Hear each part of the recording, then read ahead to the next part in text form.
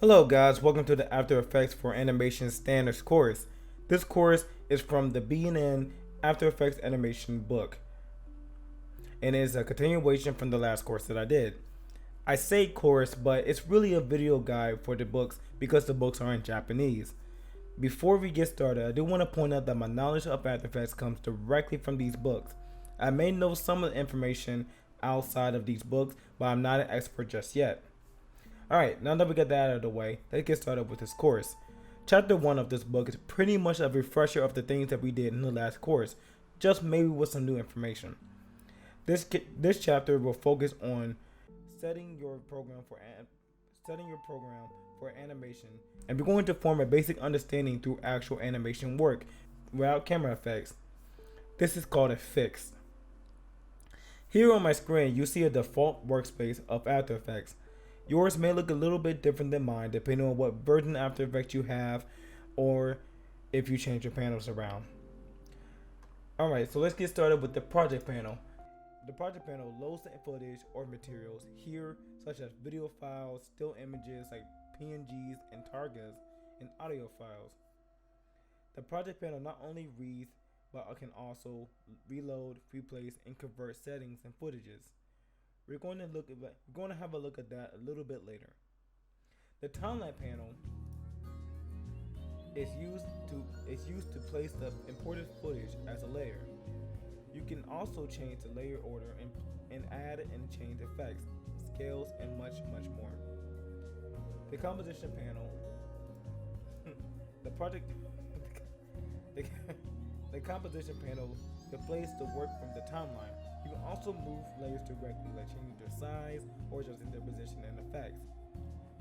In the tool panel, which is located up here, you can perform various actions and operations by switching to each tool, often used to make changes to layers within the composition panel. All the effects are stored here in the effects and preset panel. You can add effects directly from this panel. Presets are combined effects and actions. When you apply effects, this panel will appear automatically. Here you can make detailed changes and adjustments for the effects and also change the application order. Keep in mind that this panel will appear in the project panel window. You can switch back and forth with the tabs. The preview panel is used to preview the timeline in action. You can set settings for the preview here. So let's talk about some of the materials used in animation production. BG stands for background. This is, the background of the entire screen. A cell is a material that moves on the screen or cannot be drawn in the background. It is a material for talking characters, running cars, curtains that are blowing with the wind, so on and so forth. Cells are drawn on multiple sheets. No two characters will be on the same sheet. Typically, cells are marked with A, B, C, so on and so forth to mark the placement on the timesheet. A book is the foreground material typically placed in front of something, typically the entire screen. A layout is the blueprint of the cut or scene. Compositors use the layout to adjust the positioning and scale of each cell, book, and background. The specification table is an instruction sheet for giving movement for a specific material, such as camera work or cell movement. A timesheet has instructions for cell placement, timing of each cell, camera instructions, effects instructions, etc. It acts like a script to follow for completing the composition work. Let's dive into the settings for After Effects. By default, After Effects is not suitable for animation production, meaning we need to change some of the settings in After Effects according to the quote-unquote rules for animation production. In animation production, the time display uses frames to count instead of seconds. To change the time display, let's go to File, Project Settings, and click on the Time Display Style tab. By default, it may be set to time code. Let's change that to frames and change the frame count to start at 1 if there's anything else. And make sure this box stays unchecked and select OK to save your settings. Single footage is a display speed that determines how many consecutive images are switched and displayed per second. It's like deciding how fast you can flip a flip book. Basically, 24 images are displayed per second in animation. So in order to change the sequence settings, let's go to Edit, Preferences, Import.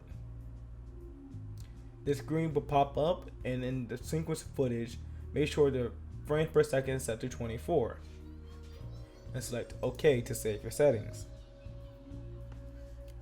So let's work on creating a composition. A composition is like a workshop for composing a movie, and you use this composition to synthesize materials and create movement. From here, I will explain the procedure for creating a video without camera work, which is called a fix, and this is the basics of composition work.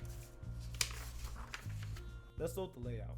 Go to File, Import, and File, and find the layout for Chapter 1.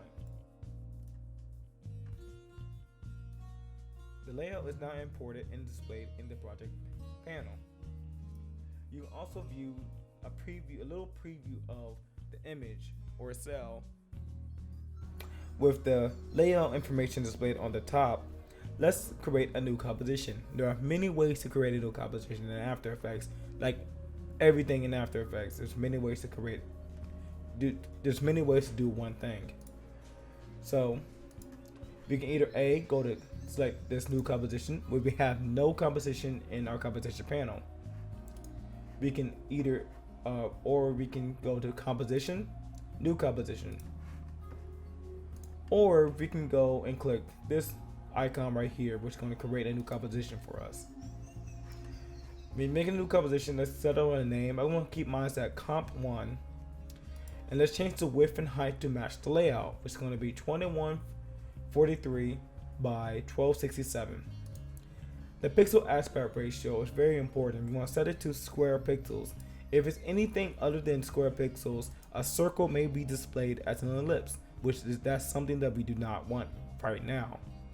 Your frame rate is going to be 24 frames per second. That is standard animation production. Your resolution is going to be the image quality. We're going to keep mine at full. We're going to keep ours at full, but yeah, we're going to keep ours at full. The start frame is going to start at 1 because the start frame will be 1. And the duration is going to be 48. If you take a look at the timesheet again, up here we got 2 plus 0. So we have 2 seconds and 0 additional frames.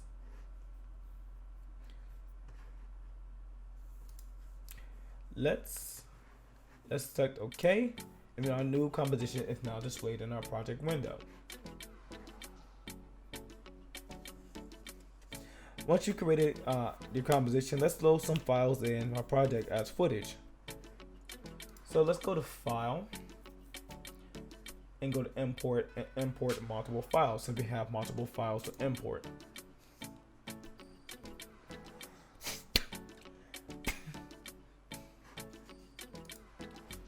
Here, let's import the cells. We're going to import cell A, cell B, and cell D one by one.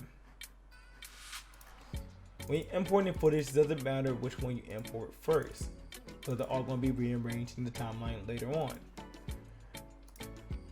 Let's import the background, and when you import the background, at least in this case, it's a Photoshop file that still has its layers attached to it. In the previous course, we imported as footage and we merged the layers. We can also choose the layers, which layers we want to merge, or which layer we want to import. But in this course, let's import it as composition. In the layer option, let's import it. Let's choose in layer options. Let's select editable layer styles and select OK.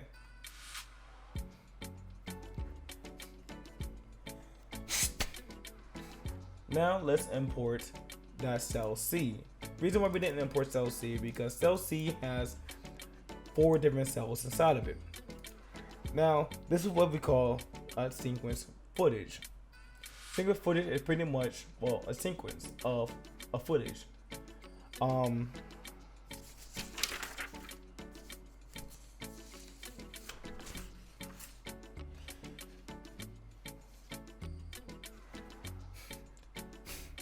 If there are multiple files with serial numbers like this, they get read as distinct footage that are combined into one. Select the first of this and make sure target sequence is checked and import and select import.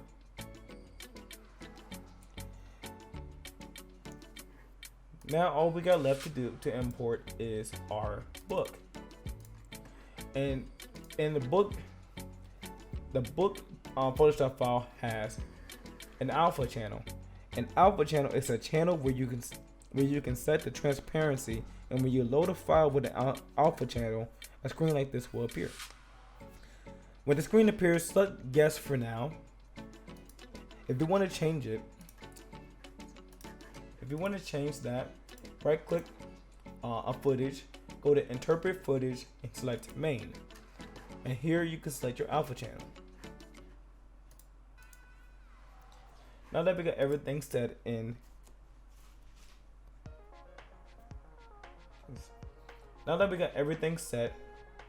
all our footage is imported. Let's start importing them. Let's start putting them in the timeline. Again, if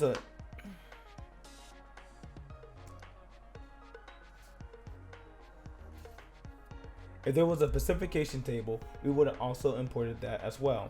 But chapter 1 does not have a specification table. So let's start importing these into the timeline. Like I said before, there are many ways to do one thing. You can either take the background, for example. We can take the background and drag it into the timeline itself after we create a composition, like so. Note how the background is also a composition. So if we double click it, we'll make a new tab here. And just like what we did before, we can start dragging things in. Another way to import footages inside the timeline is to click and drag the footage that you want and drag it inside the composition, like so. And let's do that for all of them. So starting from the background, then cell A, cell B, do cell C, cell D, and layout. Again, if you had a specification table, the specification table would have went underneath the layout. As for the book, let's take a look at the timesheet here, and the book goes in between cell A and cell B. So let's put the book in between cell A and cell B. Now that we got everything imported inside our timeline, and of course you can rearrange the layers to match the timeline.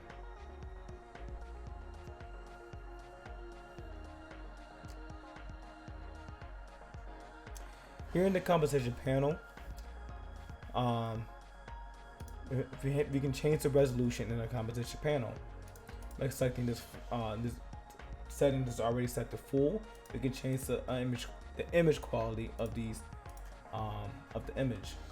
We can also change the view of the display. We can zoom out and zoom really in with this drop box, or use the middle mouse tool. You can also use this hand tool to move around of the composition.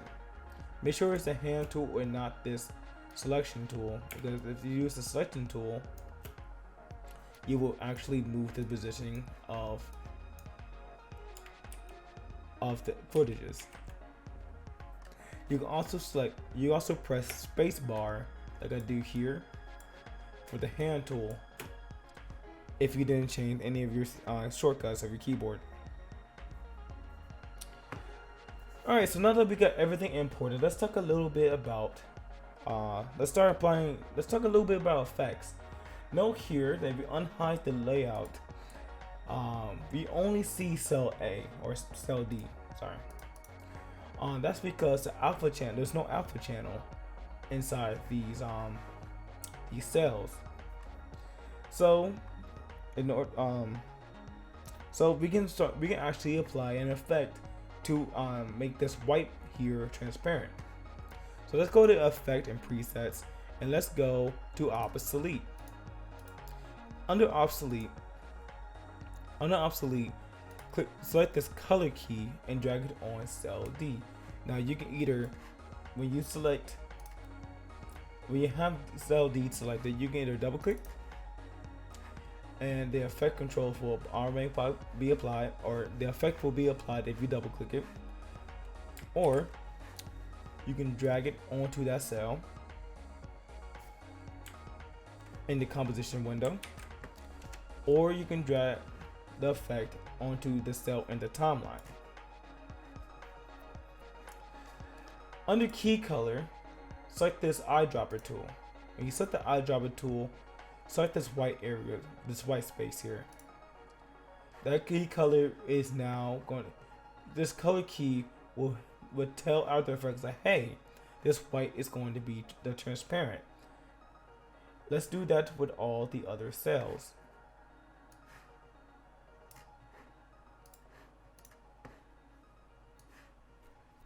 Alright, so now that we got that done, now we got all of this is going to be transparent.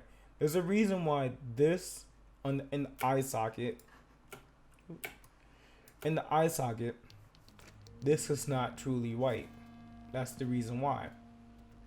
So let's talk about replacing footage. Let's say you deleted, renamed, moved, etc. a cell after you created and imported that cell in After Effects. After Effects look specifically at that location and the name of that file. So if you move it, if you delete it or anything, After Effects don't know where it's at. It's not going to search your entire computer to find that specific file. You have to point it. You have to point to it. So I went ahead and moved cell A out of this folder.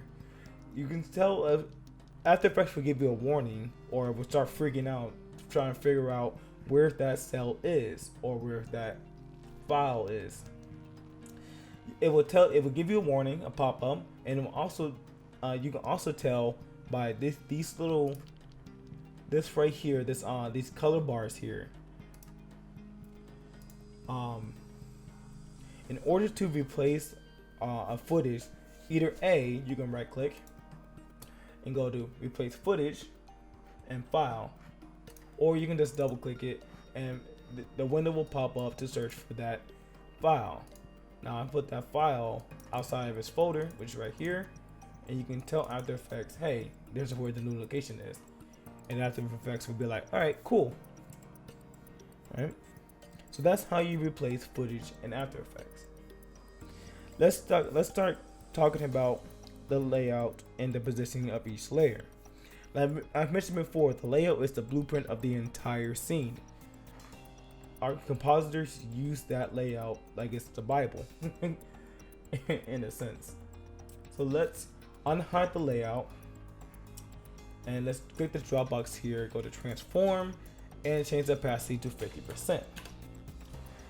Now, what we have to do is make sure these cells here are matching, are in the positioning of the position. Well, are matching the position and the layout.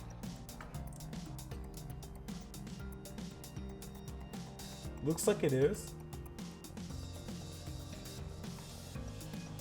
Know how we now see like these blur of these images?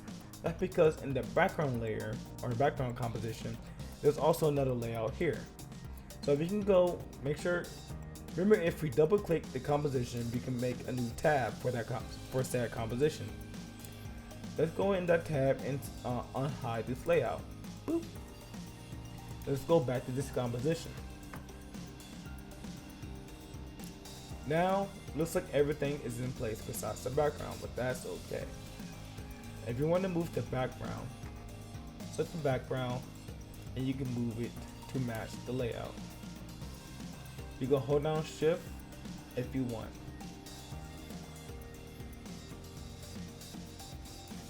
Boom.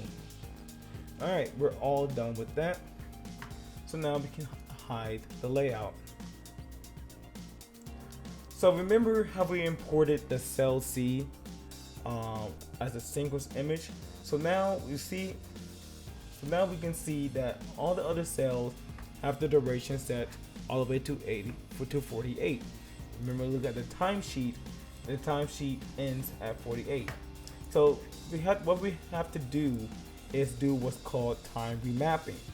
Time remapping is telling After Effects that, hey, cell and this sequence, the first sequence will be on frame 1, the second sequence will be this frame, and the third sequence will be, so on and so forth until we're done. Inside the timesheet, we can see the duration is cut at 48, and you also see that these icons here, this kanji here, this kanji just says this kanji just saying, hey, this is going to be a still image going all the way to the end of this duration. Cell C, however, has 4 different cells in it, or 4 different sequences in it. So cell 1 will be starting on frame 1. Cell 2 will be, or cell C2 will be started at frame 7. Cell C3 will start at frame 10, and cell C4 will start at 13. So this is what we have to tell After Effects. So let's go to After Effects and let's right click, go to time, enable time remapping. There's a shortcut right here, or you can go to layer, time, enable time remapping. Whatever works for you. Now we have 2 different keyframes that just popped up here. We're going to delete the last keyframe, and we're going to drag this whole thing all the way to 48. And now we can start assigning the sequence to the frames. So we're going to use the timesheet here to do that. So remember, cell C2 will be on the 7th frame, and so on and so forth. So we can either click on this number here, and we can go to the 7th frame just like that. Or you can use your keyboard if you didn't change anything on your keyboard shortcuts. You can press page up to go back, or page down to go forward. And then I'm going to click this number here, and we're going to select 2 for the second keyframe. If you select enter, After Effects will automatically set a keyframe here. Let's look at the timesheet again. 3:13. All right. So let's go to frame 10. And then let's go to frame 13.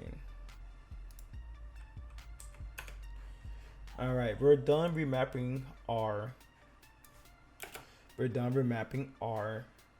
cell. Now we're not done just yet. Even though it looks fine, a good practice is to select the entire of the keyframes in the time remap by just clicking on time remap. Or you can drag to select all of them, and then go to animation, toggle whole keyframe. All right, so now that we get that, let's look at the preview panel yet again. Now that we've got a composition and stuff to look at, these options will now pop up. So we have the start, we have the start, and we have the end. And we also got previous and next, and you got display. This right here is the shortcut to access the preview settings playback.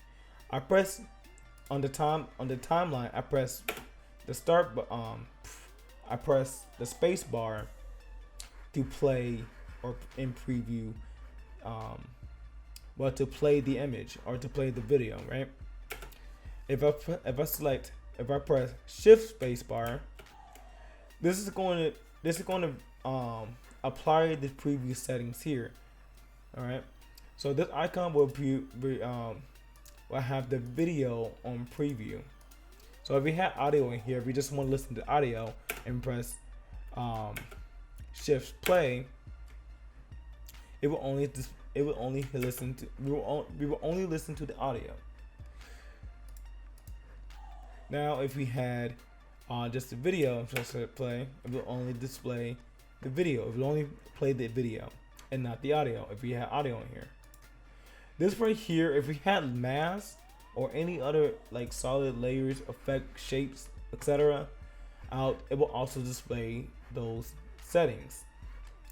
You can change the looping options here.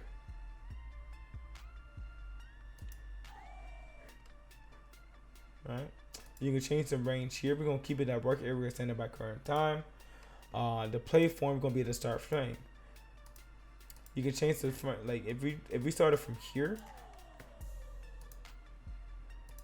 then if you select shift space, it will start from here. Always, it will always start there.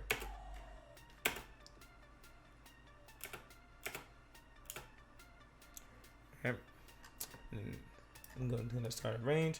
You can change the frame rate of that. You can have him snap his neck. Oops, sorry. I was about.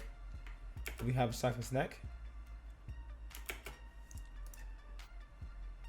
Let's go back to 24. You can change the resolution. I'm going to mine at full. And you can also change the previous settings here. So if we select shift space, it will full screen this entire thing, which I don't like.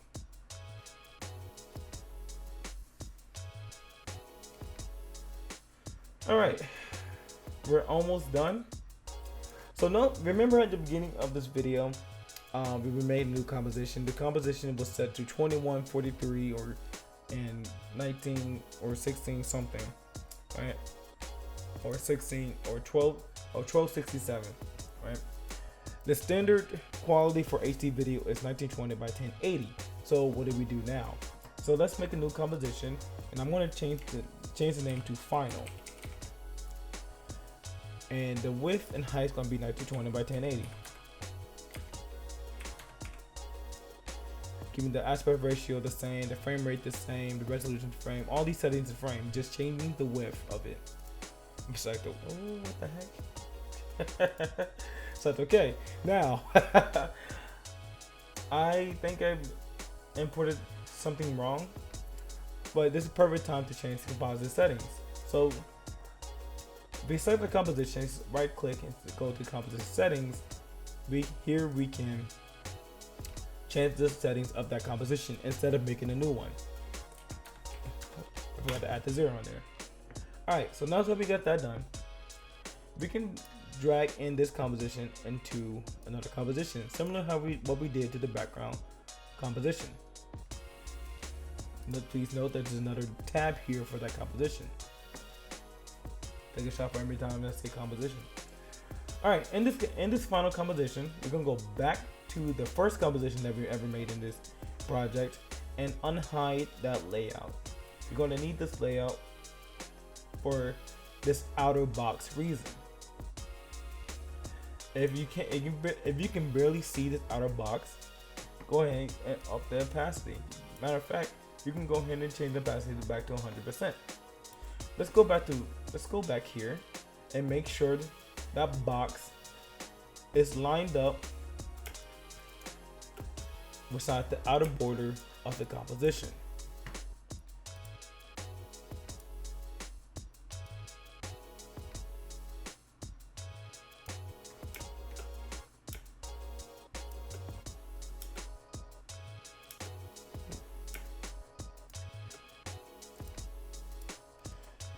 Gonna change the scale. I think 95.5 looks good enough. It's decent. So let's go ahead and unhide the layout. Boom. Now we got our video to 1920 by 1080. Alright, there's a way to change the frame rate of the set video. It's something I don't recommend, but if you're doing standard animation production, but you may not. So just like before, you can go to composition settings and you can also change the frame rate here. I'm gonna keep mine at 24 frames per second. Alright, now before we export this video, let's go back to composition.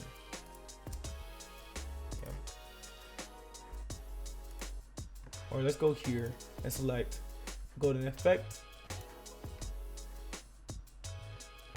Yeah. All right, so let's export this video. To export this video, of course, there are multiple ways to do this. You can go to File, Export, and you can add to render queue. After Effects has its own rendering programs, just like pretty much every program we're going to be ever using in After Effects or animation production. Go to Render Settings, and this will pop up. If you go to the rendering settings, changes the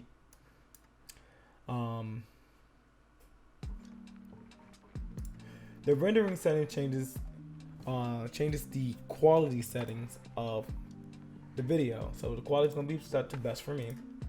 Resolution or image quality is going to be set to full. Size, and this is something I didn't talk about. The color depth. The color depth is how rich those colors going to look. Typically, what you almost always want to export at 32 bits per channel. That would give more color per square inch of the image, similar to how pixels work. You also change the frame rate here. Set to OK. Another way to change or check your bits per channel is this button right here. If you click it, you can change the depth of it. If your computer is running slowly, you can always reduce the depth to 8 and work in 8, but make sure you change to 16 or 32. Output module is pretty much telling how you want it to export and what kind of settings you want it to export or to format, right? Unfortunately, it doesn't export it to MP4 here. So AVI is the next best thing. You also do some post-render action, like you can import this to something, or you can replace the UDISH or something else. The video output, you can change the alpha, you can change the channels of the colors, and you can change the depth of the colors as well. You can also change the alpha in the output settings. If we was using audio, we can change, if we wanted to resize the video, we could resize the video right here, or if we can crop it down. So let's say we wanted to just focus in on his head, we can do that right here. If we have audio, this is where you change your audio settings. I'm not gonna go too deep into that because we're not dealing with audio just yet. And output too is pretty much your destination file. It's your destination. Click on render to render out. And if you have your headphones in the middle of the night, that would scare the bejesus out of you. But that sound would let you know that it's done. All right, so I don't use this method. I use this method, the Adobe Media Encoder. So in order to put this in queue, go to File, Export, Add to Adobe Media Encoder queue. Here,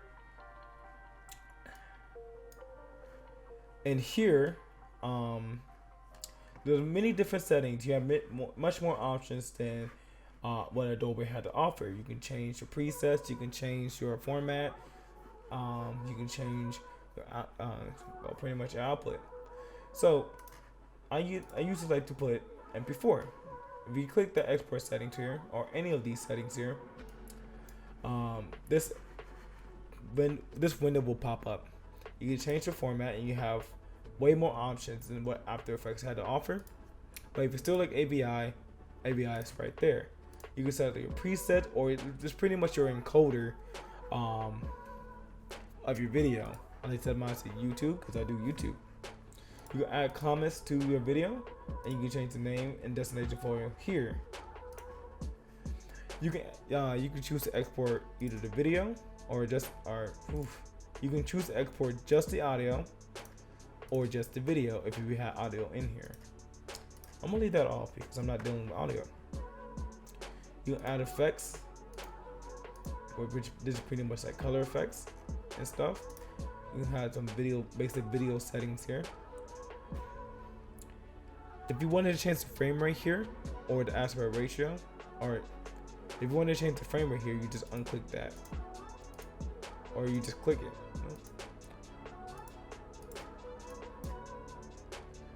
So the check mark is letting, if you wanted to change any of these settings here, unchecking is like unlocking in here. In the aspect ratio, it's the opposite. I don't know why they do it like that. All right, this is a perfect time to show you what the aspect ratio would do. So let's see how the aspect ratio is changing. We have these black bars here. This is what the aspect ratio would do. It will stretch things in the way you don't want, or you can customize it.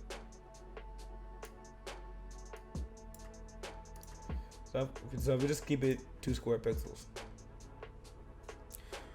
I usually choose render at maximum depth. That's for the color, and I select use maximum render quality.